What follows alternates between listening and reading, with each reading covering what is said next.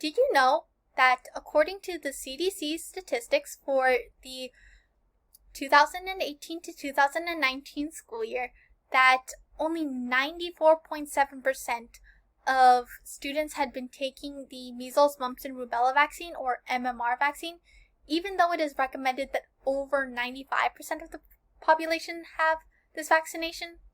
Hi, my name is Juliana Rae O and Esteban, and today I will be trying to persuade you to continue to have mandatory vaccinations in school based on my own experience as well as some research that I've done. In trying to argue why vaccines should be mandatory in school, I will be talking about how vaccines can create herd immunity, how they can protect individuals, and how they can save students time and money. So firstly, I'd like to talk about herd immunity. According to Jeannie Johnstone, Taehyung Kim, and Mark Leo in the journal Vaccine Herd Effect published in September 2011, they define herd immunity as the indirect protection of unvaccinated persons. And this basically means to say that herd immunity allows for others who cannot be vaccinated, whether it be for religious purposes or because of immune disorders, to have protection against this disease. However, it only works if the majority of this population has immunity against it.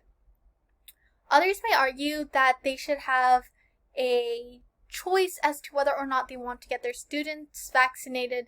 However, there are a lot of benefits to having mandatory vaccines. For example, just last year there was an outbreak of measles in several schools like UCLA, where students had to be quarantined and hospitalized because of measles.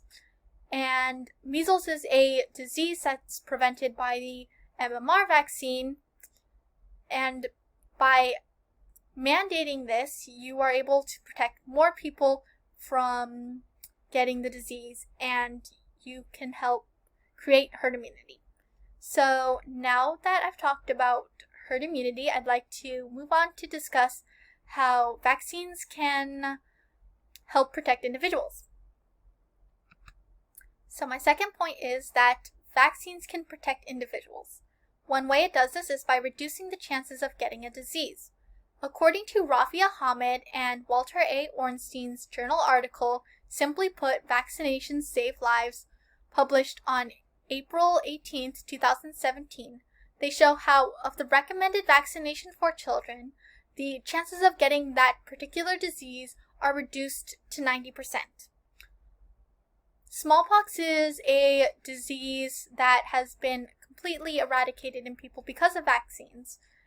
And this basically means to say that it's no longer a threat to people because people can no longer get it.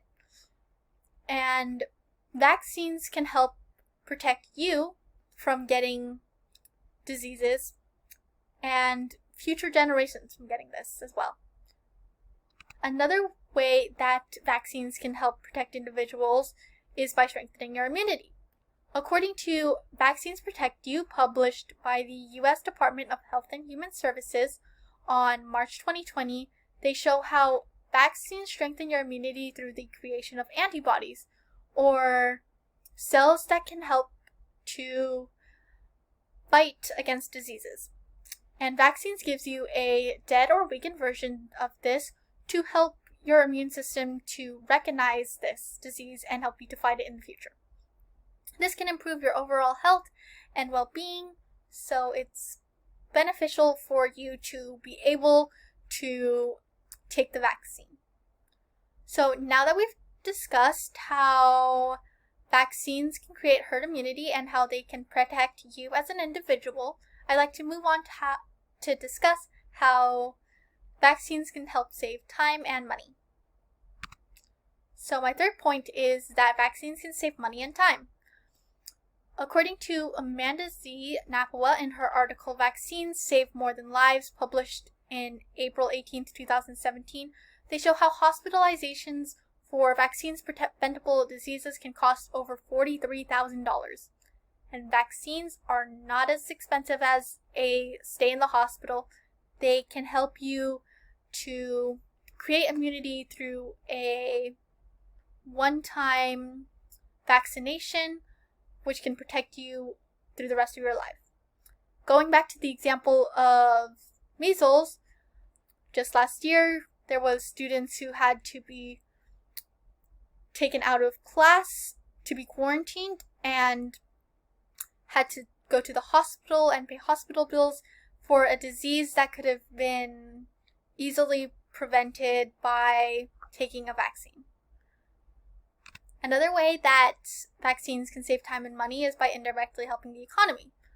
According to Sanofi Pasteur in the journal article, The Economic Value of Vaccination, Why Prevention is Wealth, published in August 12, 2015, they show how vaccines can decrease healthcare spending because less people are spending time in the hospital.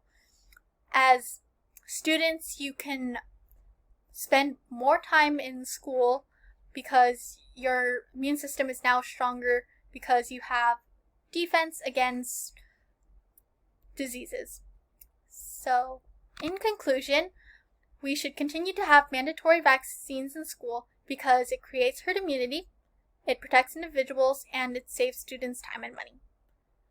Diseases is something that can prevent us from living our normal lives, and by doing your part and taking a vaccine, you can protect yourselves and others from getting this disease. Thank you so much for listening to my presentation, and I hope you have a great rest of your day.